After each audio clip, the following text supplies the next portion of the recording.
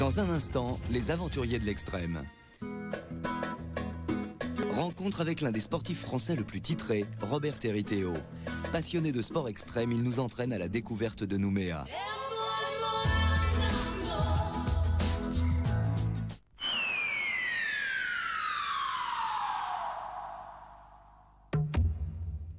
Fun Radio présente numéro 1 Techno 98.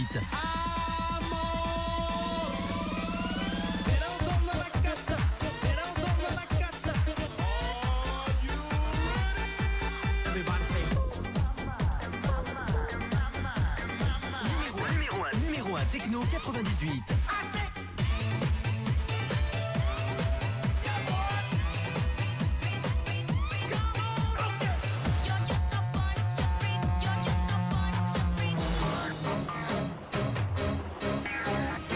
Techno 98. Tous les tubes techno de l'année. Un disque Polygram.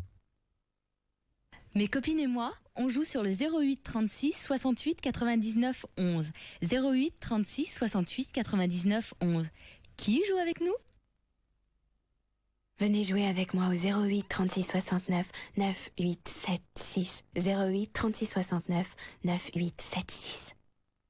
Fun Radio présente Snow S2, le son de la glisse, avec Apollo 440, The Wise Guys, Jamiroquai. Snow S2, c'est aussi les Silmarils, FFF, Pills. Snow S2, la suite de Surf S1, avec Surf et Snow, surfer sur la bonne plage.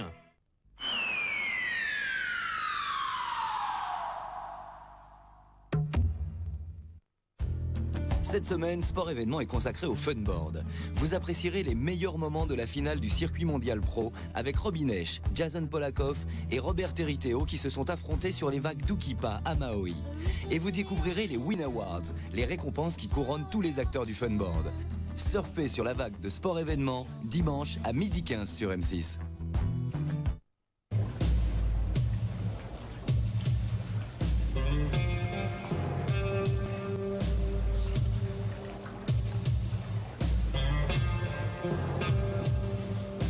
Désir fatal, dimanche à 23h20.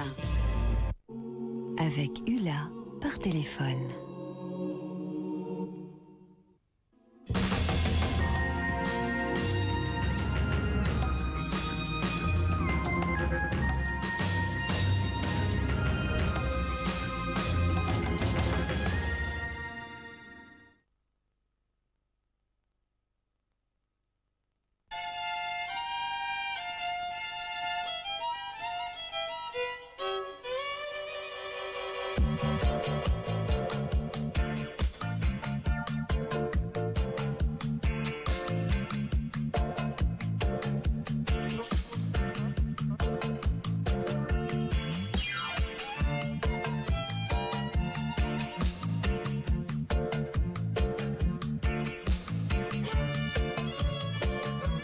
Mi-septembre 98, quelques planches à voile filent à près de 30 nœuds au beau milieu de l'Atlantique Nord.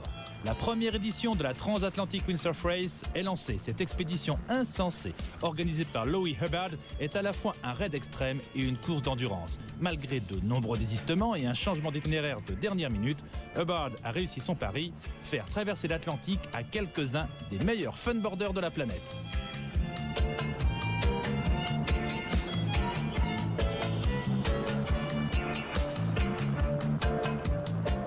Parti quelques jours plus tôt de Terre-Neuve à bord du brise-glace russe Captain Klebnikov, les 13 participants devront rallier Weymouth en Grande-Bretagne. 2000 milles nautiques à parcourir en l'espace de 8 jours. Parmi ces quelques fous furieux figure bien entendu Robert Territeo.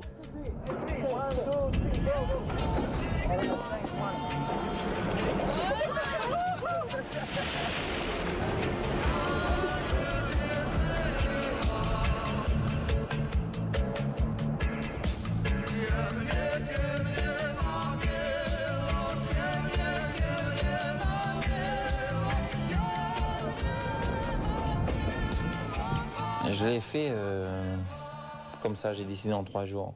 Enfin, je savais qu'il y avait cette course-là, on m'a demandé, j'ai dit oui, mais sans vraiment penser ce qui nous attendait, quoi. J'ai fait pas mal de longues distances Genre 5 h du matin, arrivé 7 h du soir. Je suis parti, il faisait noir. Je suis arrivé, il faisait noir. J'ai fait nommer à l'île des Pins, par exemple. J'ai rencontré des requins sur ma route et tout.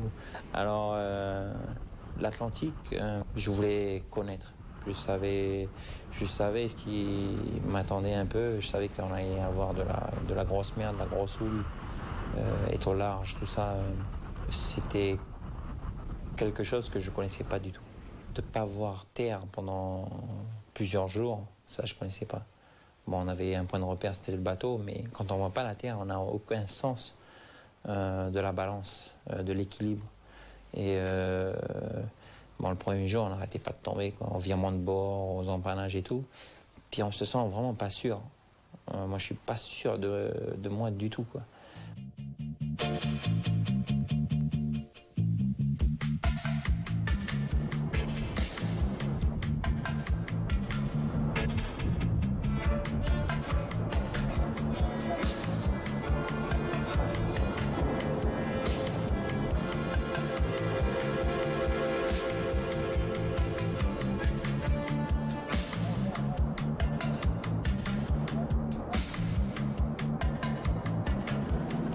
Certes, ce raid n'est pas une traversée intégrale de l'Atlantique. Une partie du trajet a été parcourue de nuit à bord du Capitaine Klepnikov. Mais peu importe, l'essentiel n'est pas là. Cette aventure a eu le mérite de confronter quelques windsurfers d'exception à leurs limites. Une performance physique et mentale exceptionnelle, une formidable leçon de courage et d'endurance. Pour commencer cette épreuve, c'était fabuleux pour nous. Notre team a marché très très fort. Robert, il a très très fort navigué, surtout dans la condition dure. Si on regarde en derrière, on a parti de Newfoundland jusqu'à Angleterre et le passage était très fort, quoi. On a eu des situations avec des vagues très grosses, 6 mètres de hauteur, groundswell, qui est pas beaucoup. Nous, on navigue dans des vagues beaucoup plus grosses que ça en Hawaï, mais si tu restes sur un bateau, tu essayes de rajouter le petit bateau dans l'eau, pour enlever le windsurfer, pour remettre sur le bateau, c'est grave, quoi. 6 mètres avec un bateau qui tombe, le gros bateau qui tombe à 40 degrés, c'est pas facile. Don't betray my love. Don't betray me. No, no. Don't betray my love. No. It was 1 o'clock.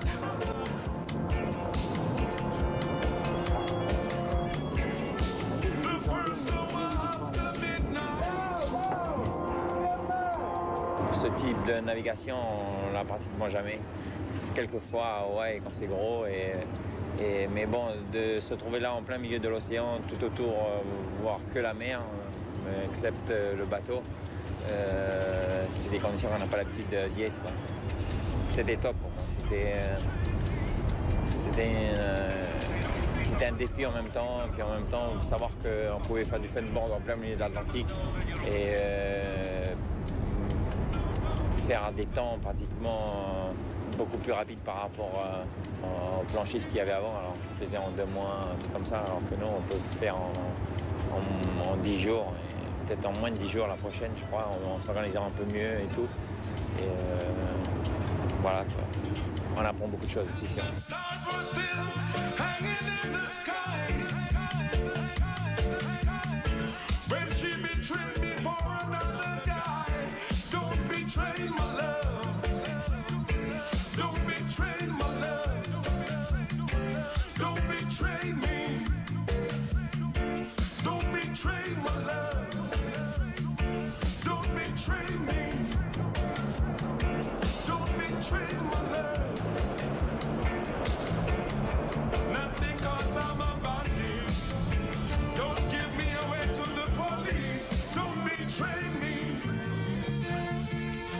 Robert Teriteo est originaire de Tahiti. Il a grandi en Nouvelle-Calédonie et à l'âge de 15 ans, il monte pour la première fois sur une planche à voile.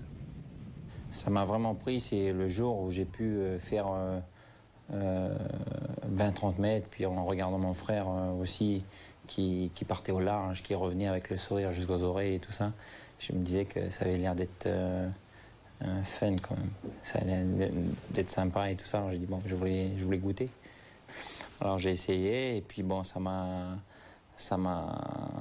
les premières sensations, c'était facile parce que j'ai commencé dans les bonnes conditions. Il n'y avait pas beaucoup de vent, la mer très plate et puis bon, j'ai pu partir, revenir. Mais sans plus, ça m'a pas vraiment marqué quoi. Mais la deuxième fois, il y a un peu plus de vent, avec un peu plus de houle et de prendre la houle de travers et tout et de glisser comme ça et d'être vraiment à ras de l'eau, ça m'a vraiment ça a été vraiment le déclic puis bon le départ de tout quoi. Dès lors, Robert va beaucoup naviguer, délaissant quelque peu les bancs du lycée. Fin 83, âgé de 16 ans, il décroche un titre de champion de France de planche à voile.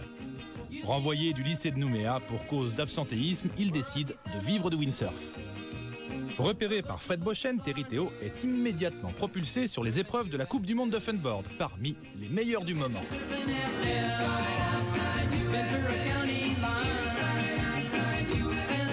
J'ai connu des personnes comme Fred Bochen, qui organise tous les indoors un peu partout en Europe et tout ça. Et m'a fait confiance, moi aussi. Et puis il m'a poussé pour que je fasse la première étape de la Coupe du Monde qui s'est passée à la Torche, en 84, où j'ai battu Robinech pour la première fois en finale. Et c'est comme ça que j'ai démarré la Coupe du Monde. Du coup, il m'a emmené sur San Francisco, où j'ai fait dans les 4 premiers, un peu partout en Allemagne. Et puis bon, j'ai rebattu encore Robinech en finale au Japon dans 69 vents, dans des conditions incroyables, des vagues assez gros et puis du vent de folie.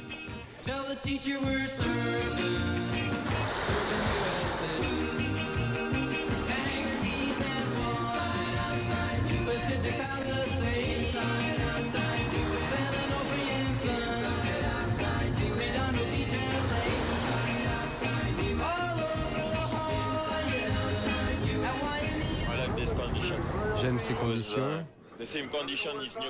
parce que c'est les mêmes qu'en Nouvelle-Calédonie. 3 ou 4 fois par an, vous avez ces conditions. Vous connaissez les cyclones? C'est pareil.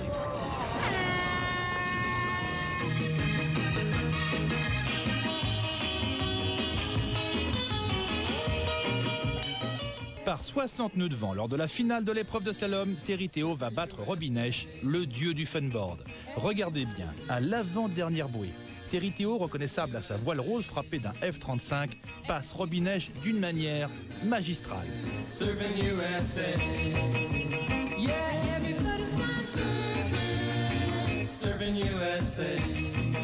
Robinech était le dieu absolu dans la planche à voile. C'était une personne qu'on voyait tout le temps dans les bouquins ou à la télé, etc. Et de voir cette personne juste à côté de soi, c'était quelque chose d'assez fort, quoi. De pouvoir courir avec lui, ça aussi, c'était quelque chose de grand. Et puis bon, de gagner devant lui, ça, c'était encore plus grand. Et d'arriver sur la plage avec tout le monde qui acclamait ton nom, c'était encore plus grand. Et bon, en fin d'année, j'avais fait 3e mondial. Et puis après, tout est arrivé, les sponsors, l'argent, la totale, quoi. C'était un peu Noël, si on veut. Terry Théo va s'imposer régulièrement sur les épreuves de la Coupe du Monde. Au-delà de son extrême gentillesse et de son apparente décontraction, Robert va dévoiler un véritable tempérament de félin. Moi, si on me dit Robert comme ça, tout de suite dans ma tête, je pense à un tigre. Moi, je l'associe comme ça. Une fois, j'ai eu un peu une anecdote, un truc. Il était blessé, tu vois, il était mal, il avait plein de trucs. Je dis, Robert, mais qu'est-ce qui se passe? T'es blessé, tu marches mieux que la dernière épreuve où t'étais en pleine forme. Il me dit, Bruno, tu sais, moi, je suis comme un tigre, en fait. Quand j'ai mal, quand j'ai une douleur, etc., là, je me surpasse, je donne le maximum de moi et je vais à fond, quoi. Et je crois que c'est ça, Robert. Au niveau physique, c'est quelqu'un qui a un cœur gros comme ça, et il est comme ça, quoi.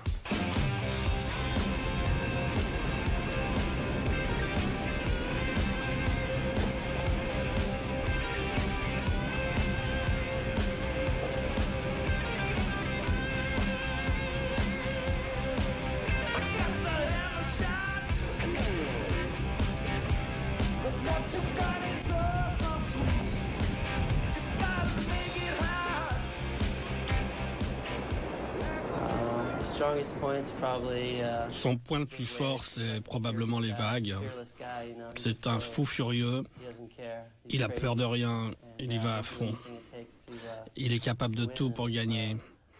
Et s'il est en bonne forme, il peut battre n'importe qui. Sans forcer son talent tout en croquant la vie à pleines dents, Terry Théo va s'installer dans le top 5 de la World Cup. Pendant plus de 10 ans, j'ai toujours été dans les 5 premiers, avec pas beaucoup d'efforts au niveau de navigation, de tout ça. J'étais un des coureurs qui passait le moins de temps sur l'eau. Et puis bon, j'avais des amis aussi sur la Coupe du Monde. Et quelquefois, ils me disaient, Robert, tu sais quoi, tu devrais passer un peu plus de temps. Et je suis sûr que tu es capable de faire quelque chose parce que je crois que tu es un des plus doués du World Tour. Et bon, ça passait là, ça sortait là. Et un jour, Antoine Bic, il m'a dit dans la vie, il y a 3 choses. C'est la discipline, c'est la méthode et l'efficacité. Et si tu arrives à coordonner les 3 en même temps, tu pourras vraiment faire quelque chose. Et ça m'est resté dans la tête. Et je me suis dit, bon, il y a une seule chose à faire, c'est rentrer à Hawaï et passer 4 à 5 heures sur l'eau, même plus si c'est possible. De se lever le matin très tôt, 6h30, faire un footing une demi-heure, naviguer 4 heures, rentrer le soir, ou peut-être plus, même 6 heures, rentrer le soir, faire des étirements et un peu de musculation. Et bon, je me suis fait un programme et ça a été super dur de suivre ce programme. Parce que tenir comme ça pendant 7 jours, au bout de 7 jours, même au bout de 3 jours, je ne pouvais plus. Hein. À 8 heures, j'étais au lit, je pouvais plus bouger. Pour moi, c'était c'était un calvaire. C'était difficile de suivre ce rythme-là. Et au bout de 7 jours, ça commençait à devenir plus une habitude et tout ça. Et puis après, au bout de 4 mois, j'étais rodé, mais à fond. Ça me manquait de ne pas être sur l'eau et tout. Puis j'ai commencé l'année, j'étais 12e. De 12, je passe à 9. De 9, je passe à 6, 4. Et la dernière étape de la Coupe du Monde en finale à Hawaï. Et puis bon, c'est l'année où j'ai fait 2e mondial et j'étais vraiment satisfait de moi. Et content d'avoir passé du temps et donné vraiment du mal, quoi. Et c'était une année super pour moi.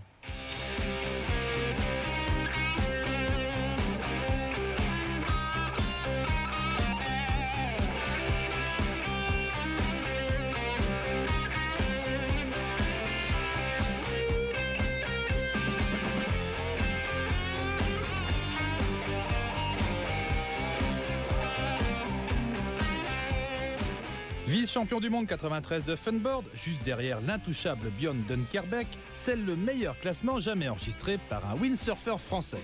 Robert Terry Théo devient une véritable star. Une star d'autant plus médiatique que son caractère et son physique plutôt avantageux le servent considérablement. À partir du moment où on met Robert sur une photo, ça fonctionne. On fait des prises de vue, rien dans les prises de vue. On fait une prise de vue une après-midi. Il y a 500 ou 600 photos qui sortent dans l'après-midi. Il y en a, les meilleurs, c'est Robert, quoi qu'il arrive.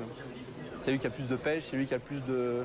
Bon, il a fait une couverture dans Wing il y a 2 mois et on a bien vu... parmi 100 photos, on a choisi celle-là parce que c'est elle qui avait le plus de pêche. C'est lui, pourquoi? Parce que c'est Robert, quoi.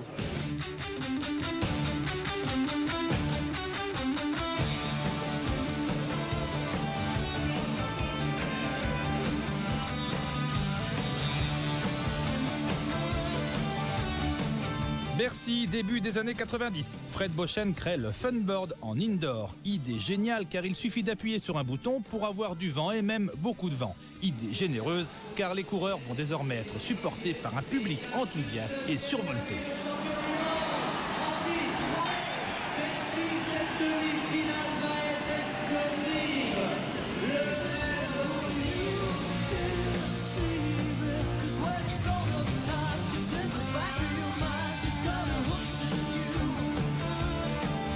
Robert Terry Théo va immédiatement devenir le chouchou du public. Sous sa pression, il va véritablement exploser et conquérir 3 titres de champion du monde indoor. Cette année-là, c'était une année où j'en voulais vraiment, quoi. C'était devant mon public, ici en France, à Paris-Bercy, et je me suis... je voulais absolument gagner, quoi. Gagner et j'étais méchant du départ jusqu'à la fin.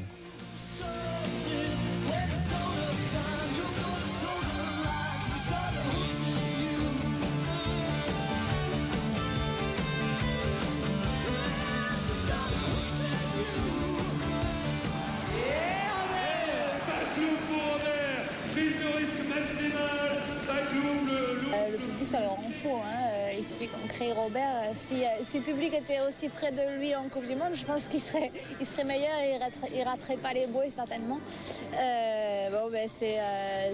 Ça le pousse, ça le motive.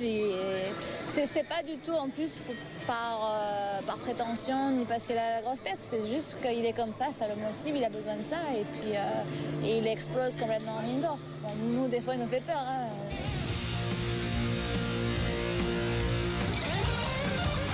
Et oui, Bacloub, très beau Bacloub posé, fabuleux, comme à l'entraînement ce matin, bravo Robert. Et oui, un moment historique, le premier looping arrière en compétition, une difficulté vraiment extrême pour Robert Territeo.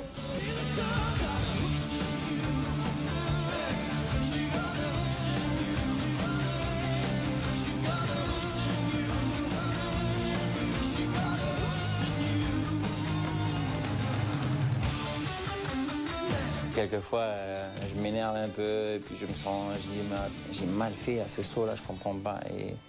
Et je revois ma planche dehors, où je sors de l'eau avec ma planche, où je vois la montre qui est là juste en face de moi, je décolle, je scratch la montre et tout ça.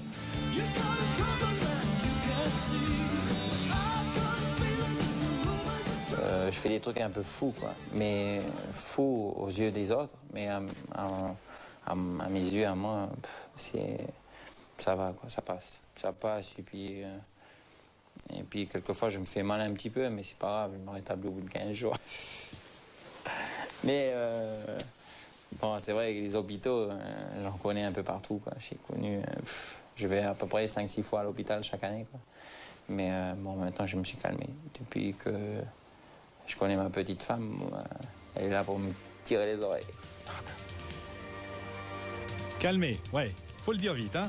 Il y a peu de temps encore, les organisateurs tremblaient à la seule idée d'inviter Territeo à un show de glisse. Fred Bochen en a fait l'expérience lors du Snowpark 1995. Robert s'était mis au snowboard seulement depuis 15 jours, et regardez bien.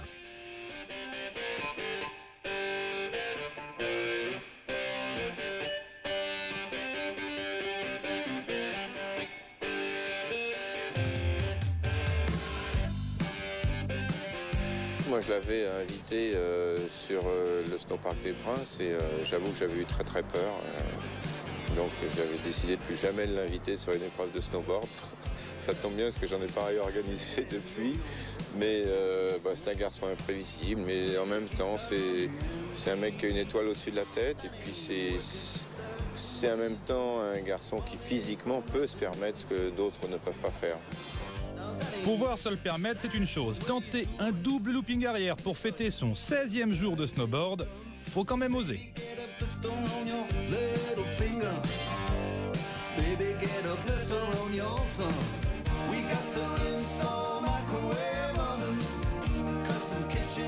On pense toujours que Robert est fou. Moi, je lui ai posé une fois une question, je lui ai dit « Mais Robert, mais qu'est-ce qui se passe dans ta tête? Tu fais des doubles sauts en snowboard, etc. C'est pas possible quand même. » Et le pire, moi je sais maintenant que Robert est tout à fait conscient, il est intelligent, et quand il prend des risques comme ça, il les prend pour le sport, pour les médias, pour ses sponsors. Je veux dire, il y a tout ça entremêlé. On pense toujours Robert, il fait des trucs de fou parce qu'il est fou. Eh bien, c'est pas vrai. Robert, il fait des trucs de fou parce qu'il veut donner plus aux gens, aux sponsors, à soi-même aussi. Il veut se montrer qu'il est fort. Mais voilà, il se dépasse lui-même. Exactement. Une irrépressible envie de se dépasser, de relever le moindre défi et un besoin permanent d'adrénaline pure.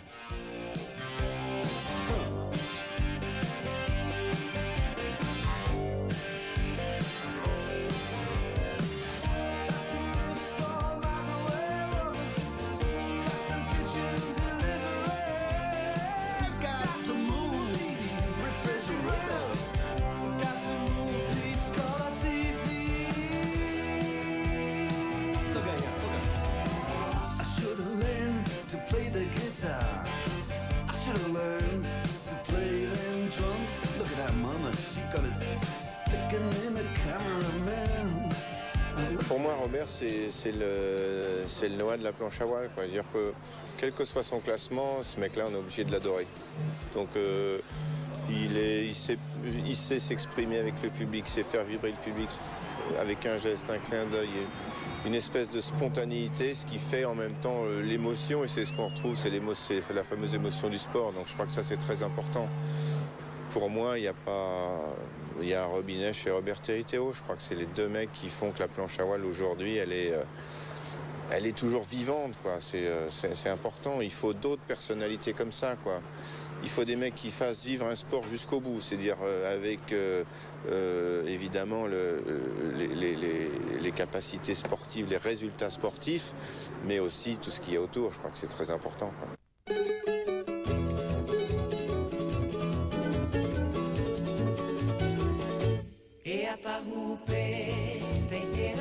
Nouméa, janvier 97. Robert Territeo épouse la bien jolie Véronica Loubry. Un mariage célébré avec faste et cérémonial, point de départ d'une nouvelle vie et de nouveaux horizons.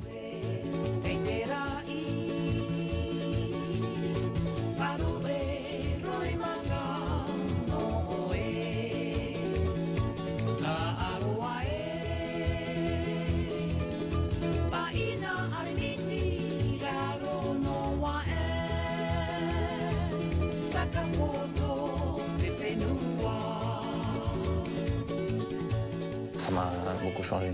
Je suis plus tranquille déjà. Je fais moins de conneries, je vais moins à l'hôpital. Et puis bon, elle m'apprend pas mal de choses, comment il faut se tenir et tout, parler aux gens et tout. Elle corrige mon français et je trouve ça super. Puis bon, on est là pour s'aider et puis moi je l'aide aussi au niveau feeling et tout, dans son travail. On s'entend bien sur plein de choses et tout ça. Et bon, je suis content je suis heureux de l'avoir rencontré.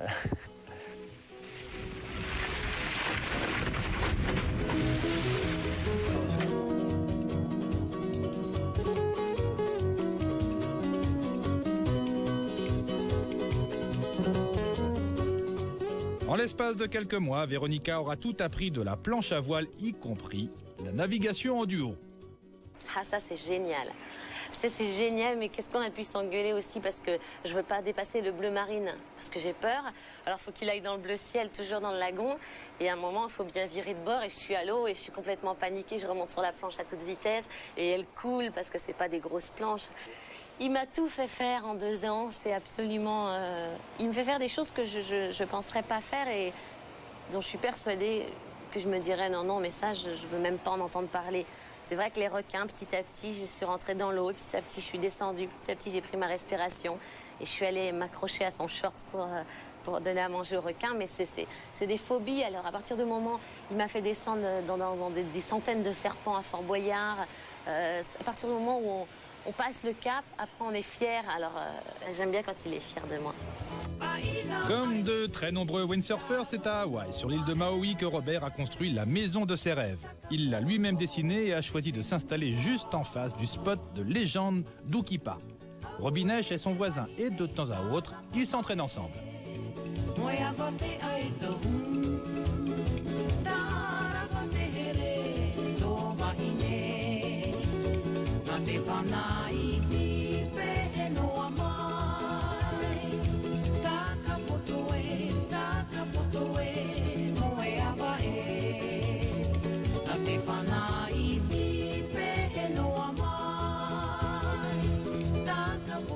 Et lorsqu'il n'est pas sur l'eau, ce qui n'est pas courant, Robert Territeo aime à bricoler dans sa maison d'Hawaï.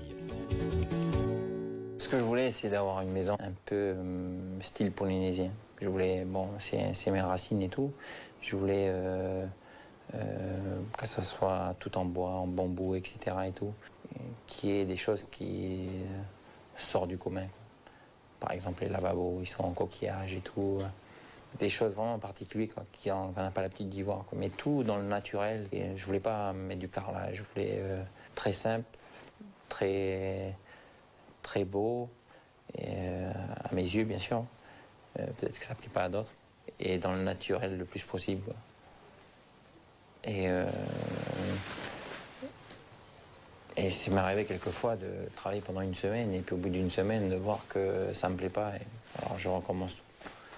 Je casse tout et je recommence.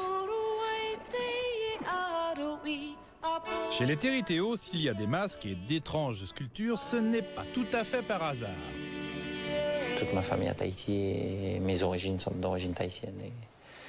Et puis cette culture que j'adore, quoi. Ces danses, tout est fort. Les courses de pirogue, ouais, c'est une culture vraiment forte. Tous ces gens qui sont tatoués de partout et tout, et tous ces dessins qui ont une signification, quoi. En tahitien, Territéos, cela signifie Dieu du soleil levant.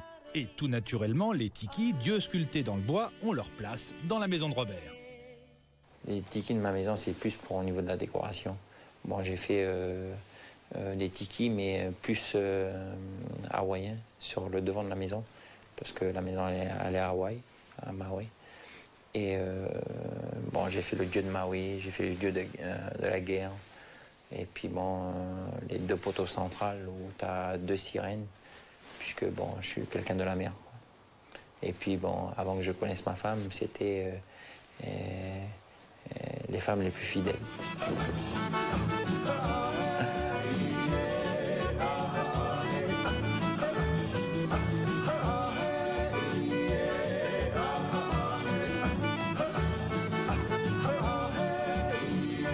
J'adore dessiner, j'adore peindre. Je dessinais beaucoup avant, mais peindre, ça me faisait peur un peu, parce que les mélanges de couleurs et tout ça, je crois que j'étais pas... J'ai jamais pris de cours, j'ai jamais été... je pensais que j'étais pas capable de le faire. Et puis je regardais un peu sur des peintures, quand je visitais des ateliers, des trucs comme ça. Je voyais la façon dont ça a été fait et tout. Je dis, bon, peut-être faudrait que j'essaye, quoi. Mais j'ai essayé et ça m'a plu, ces mélanges de peinture et tout. Et puis ça m'a appris. Puis bon, dès que j'ai du temps, je passe du temps sur mes tableaux, etc. Quoi. Ouais, j'ai peint Véro, ouais. Parce qu'elle m'a demandé une fois, est-ce que tu serais capable de le faire? Alors ça, c'est encore un petit défi. Alors j'ai dit, bon, ben, peut-être, ouais, j'essaie. Et puis, ça m'est arrivé de faire son portrait, passer du temps devant et tout. Ouais. Une semaine avant de réussir à faire le petit œil et tout. Elle est là, elle regarde et tout, alors je me dis, bon, je vais lui prouver que je suis capable. Et voilà, j'y arrive.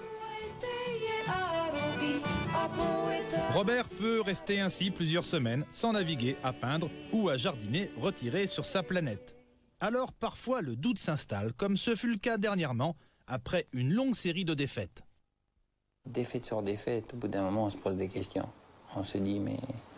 Est-ce que je suis vieux ou est-ce que j'ai plus la pêche pour, j'ai plus physiquement je tiens plus, j'ai plus le souffle, etc. Et on se dit c'est peut-être l'âge qui fait ça, c'est peut-être le moment où il faut que j'arrête ou je sais pas. J'ai entendu dire quelques coureurs dire ouais, Robert il est fini, etc. Si tu tombes contre lui dans les vagues, il n'y a pas de problème, tu peux le sortir et tout. Et ça m'a vraiment fait mal, quoi.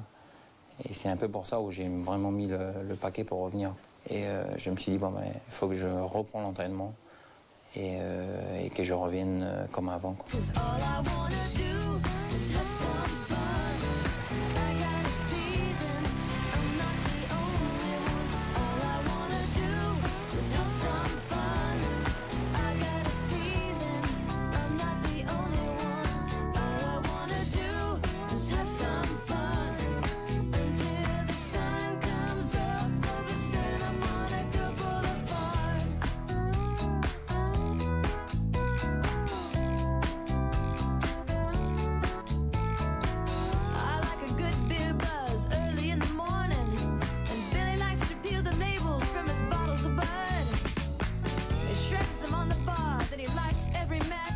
L'entraînement, Robert a dû le reprendre avec d'autant plus de hargne que le niveau des funboarders ne cesse de progresser.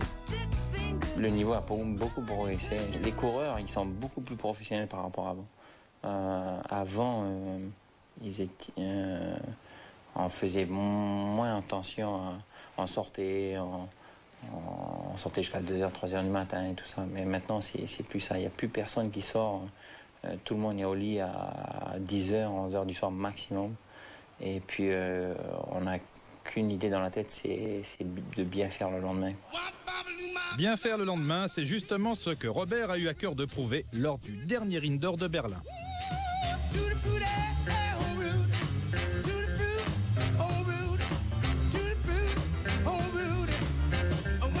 Je crois que je suis quand même assez agressif.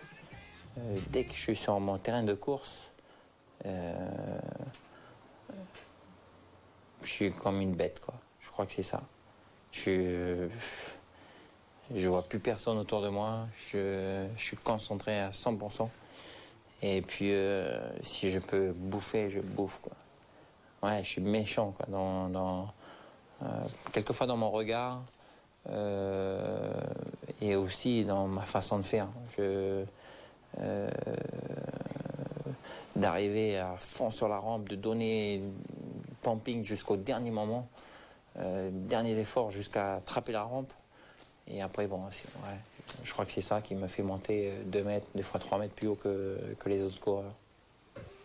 Quelquefois, il y a beaucoup moins de vent parce que je dépasse la hauteur des ventilos, trop haut, quoi. Et puis bon, ça m'empêche un peu de faire correctement mes réceptions. C'est marrant, c'est plus fort que moi parce que je regarde beaucoup, je visionne beaucoup les vidéos, je regarde pourquoi, à cause de quoi et tout. Et je vois l'erreur. Mais quand je suis sur l'eau, il y a toujours un truc qui me pousse à faire plus, quoi.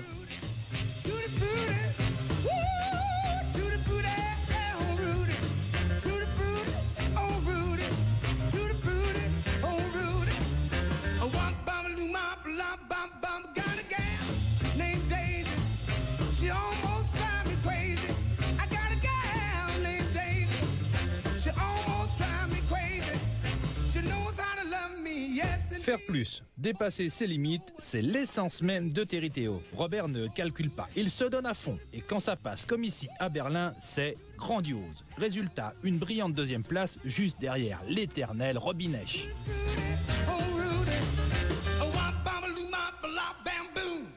C'est à Paros, en août 98, que Terry Théo va enfin renouer avec les podiums de la Coupe du Monde.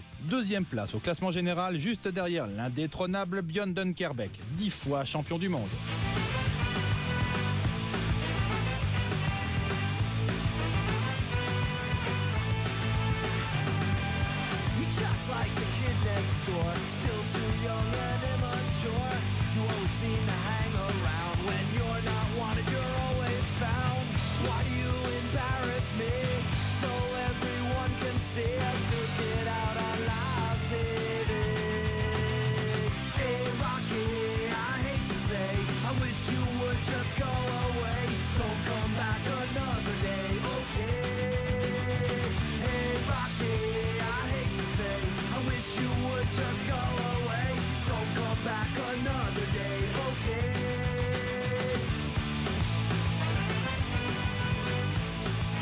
Quelques semaines plus tôt, à Gran Canaria, il s'était livré à un véritable festival de sauts acrobatiques. L'épreuve de vague s'était disputée dans du gros temps, des conditions qu'il affectionne toujours autant. C'est vrai que c'est des conditions que j'adore. Quand c'est fort, quand c'est gros. Et c'est aussi de ne pas avoir peur, quoi. C'est la peur surtout qui revient. Parce que quand on monte à 10 mètres de haut, et puis on voyait des doubles, par exemple, un des exemples, il faut en avoir un petit peu au cœur, quoi, pour où vous voulez.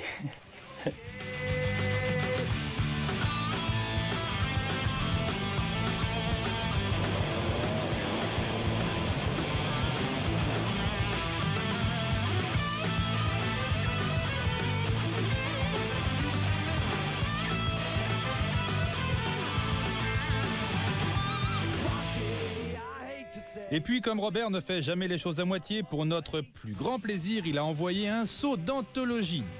Seuls quelques rares funboarders maîtrisent cette figure, mais Terry Théo a une manière bien à lui de l'exécuter. Je choisis la vague qui vient.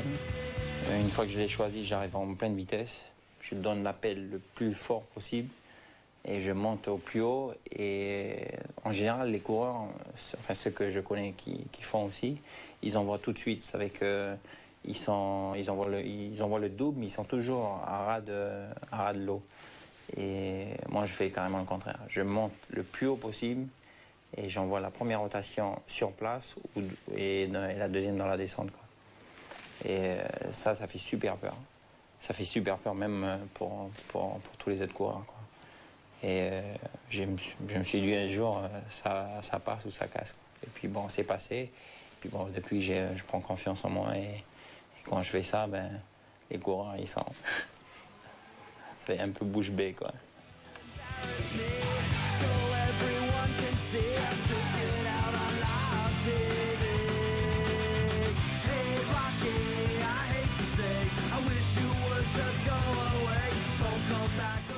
Incontestablement la super forme pour Terry Théo. Pour vérifier qu'il avait toujours les faveurs du public et la rage de gagner, nous l'avons accompagné sur l'indoor du Stade de France à Paris.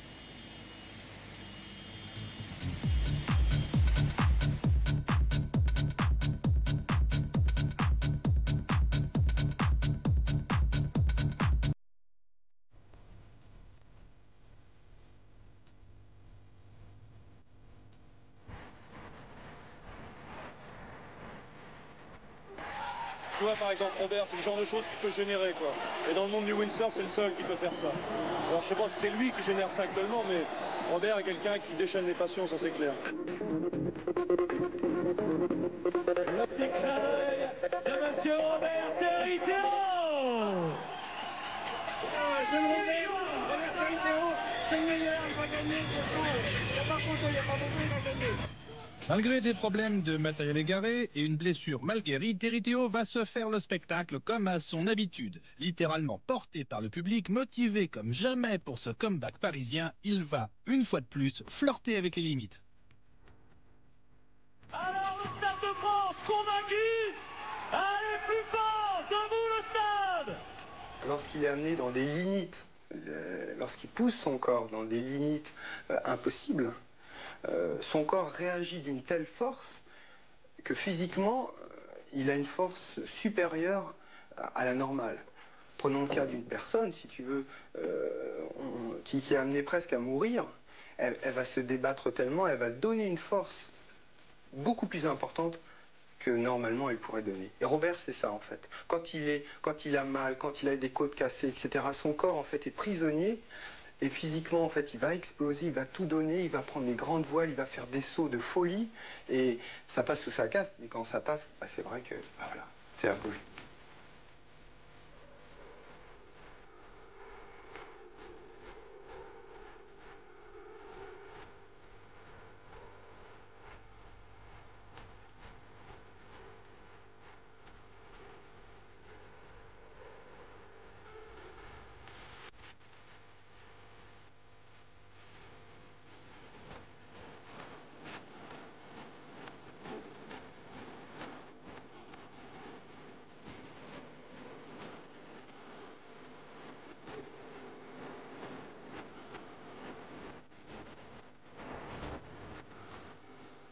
Et quand par hasard, ça ne passe plus, le show s'arrête, mais jamais pour très longtemps avec Robert.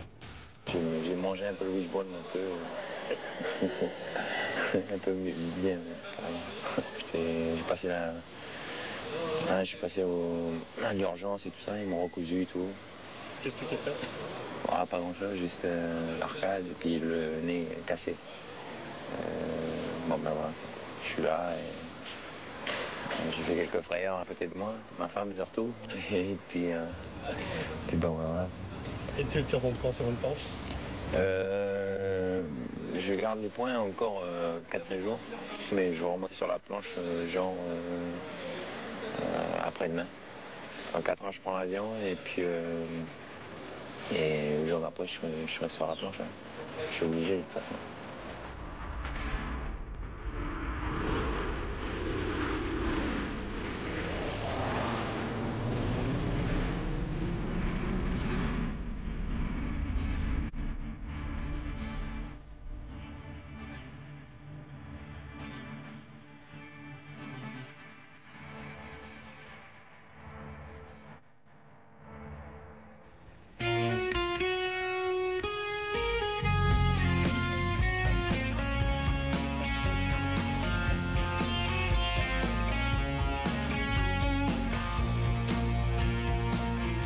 19 septembre 98, Robert Tiriteo remporte avec ses coéquipiers Anders Bringdahl et Niklas Olsson la première édition de la Transatlantic Windsurf Race.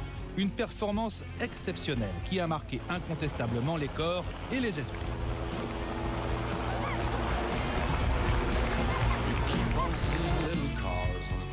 Physiquement, le premier jour, on passait 5-6 heures, c'était pas dur. Mais le lendemain, quand on se levait, il fallait se lever à 6 heures du matin. 6h30, on avait le meeting. 7h moins de quart, on avait le breakfast. Puis après, tout de suite après, il était à l'eau, puis ressortir le soir. Ouais, je peux dire que c'était dur. J'avais les ampoules partout, aux pieds et tout ça. Et au bout du 3e jour, je souffrais, quoi. Je pensais qu'à une chose, c'est retrouver mon lit. C'était difficile, non seulement physiquement, mais moralement, quoi. C'était... non seulement il faisait froid, mais en plus...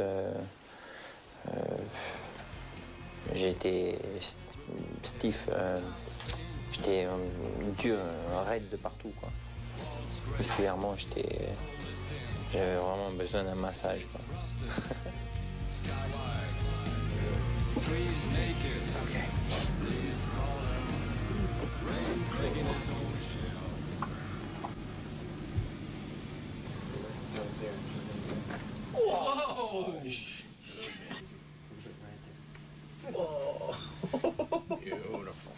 Et ça m'est arrivé de rester plus de 8 heures sur l'eau, quoi. De rester toute la journée en naviguant parce que j'avais pas envie de rentrer au bateau. Parce que le bateau, il penchait de 30-35 degrés. Et puis, je commençais un peu à avoir le mal de mer, alors... je me suis dit, je préfère rester sur le bateau, et puis... enfin, sur ma planche. C'est là où je suis le plus à l'aise, et puis voilà, quoi.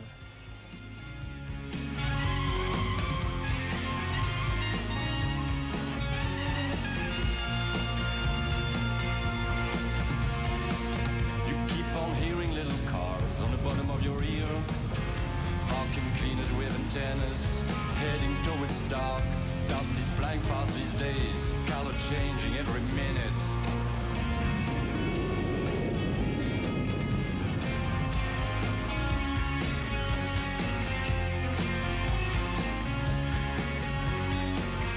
Baby robots are braving tools, coughing on and on. All the reported facts you never have time to read, wrapping you tighter and tighter in knots. De longues journées sur l'eau avec pour seul objectif tenir. Tenir pour ne pas rejoindre ceux qui ont déjà abandonné à bout de force ou comme certains jours parce que les déferlantes s'en mêlent. On a commencé à 4 coureurs, c'est tombé à 3 et c'est tombé à 2. Et à 2, pendant 4 heures, il y a vraiment eu du vent, on était en 5-8, il y avait 35 nœuds de vent. Et il y avait la houle, super grosse houle et tout, qui déferlait de partout et tout, et il fallait tenir le rythme du bateau. Parce que c'est que du vent arrière, et nous on était tout le temps obligés de tirer des bords et tout ça pour descendre. Et on avait un peu de mal à suivre le bateau, parce qu'il faisait des pointes à 17, 18 nœuds. Quand on se croisait avec Anders, on se regardait. On se disait, mais si ça continue, je ne sais pas qui c'est qui va lâcher, mais on voulait finir le premier, quoi.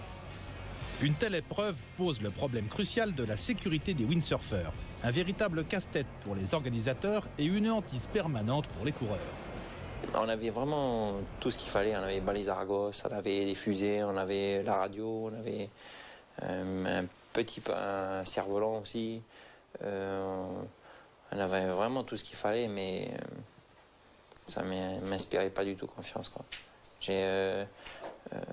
Surtout quand on faisait les courses, le bateau il partait en avant, il partait sur une demi-heure de course. Et puis bon, le bateau on le voyait très très très petit. Il y avait un Zodiac qui était là avec nous, qui nous donnait le départ. Mais même le Zodiac ne suivait pas du tout, quoi. Parce qu'on va à 35-40 nœuds et un Zodiac il marchait à 25 nœuds, quoi. 25 nœuds, 30 nœuds maximum, mais encore, quand il y avait des vagues, il était obligé de lever. Et puis nous, on ne lève jamais, on est toujours à fond, quoi. 35 nœuds qui est gros ou petit ou quoi, c'est... Et au bout de même pas 10 minutes, un quart d'heure, c'est fini, on voyait plus le Zodiac. On voyait à peine le bateau. Et quelquefois, quand il était 6 heures du soir, si on cassait quelque chose, le temps que le bateau fasse demi-tour, ou que le Zodiac s'aperçoit qu'il manque un coureur, qui appelle le kéké, le gros bateau, par radio, où il est exactement, qu'il fasse les recherches et tout, je pense que la nuit elle est là, et je crois que c'est facile de perdre quelqu'un dans ces eaux-là. Skywide, trees naked, leaves fallen, rain cricketers old shells, moon thin, and broken cracker wind historical. C'était pour moi tout le temps des sensations fortes, quoi. C'est resté pour moi, en 14 ans de ma vie, le windsurf, c'était la plus belle expérience, je crois. Et c'était dur, mais pas de problème, je suis prêt à le refaire, c'est sûr.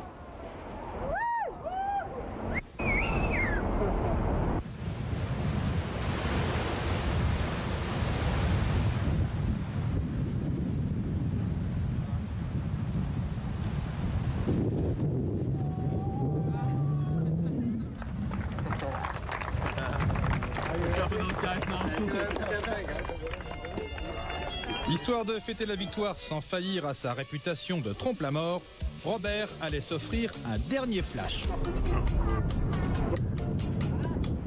Fucking high.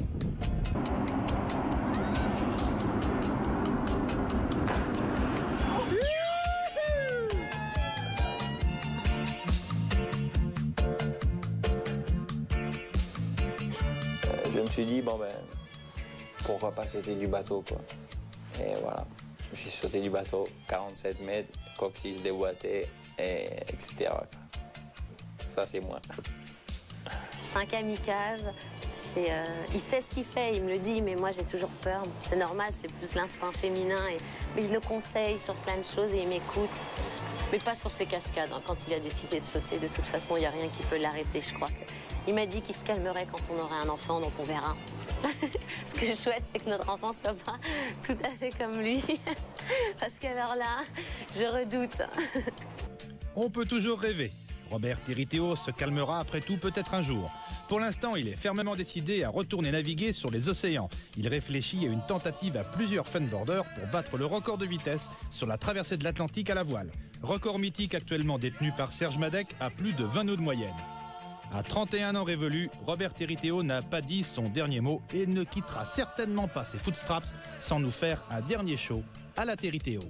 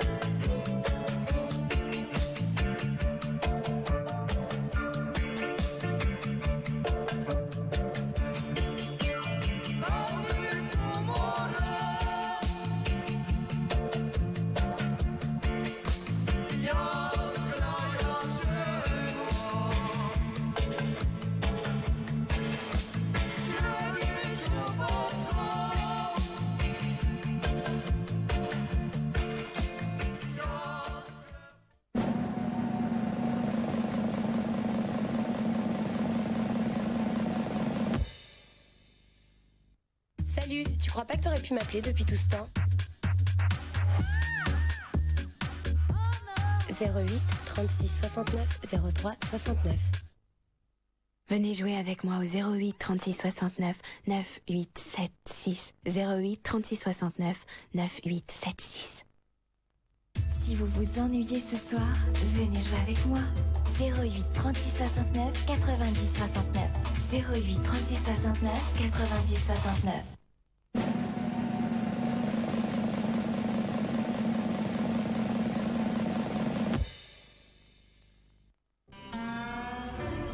C'est parce qu'il a su s'abandonner à ceux qui ont voulu l'aimer, qu'il a donné ce qu'il avait, que lui, il se demande qui il est. Alors il fait le vide dans sa tête, il fait le vide dans son cœur, et sûr que le blues est inventé pour lui. Vendredi à 20h50, vous verrez, on a tous en nous quelque chose de David Lansky.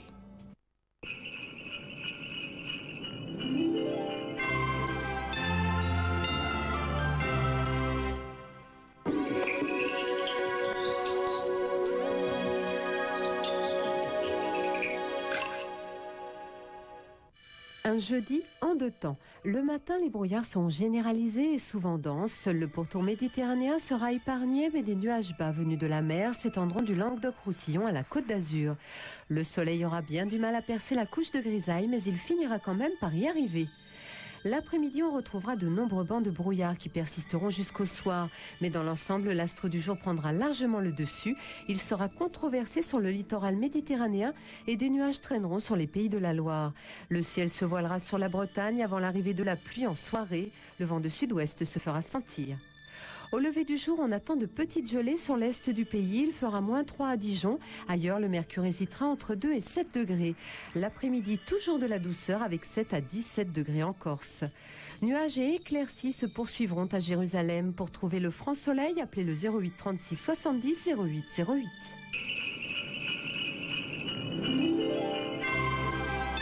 Darty, le contrat de confiance. Bon alors, les 3 derniers épisodes de l'année, c'est demain dès 20h50 sur M6. Ok, je ne rate pas ça.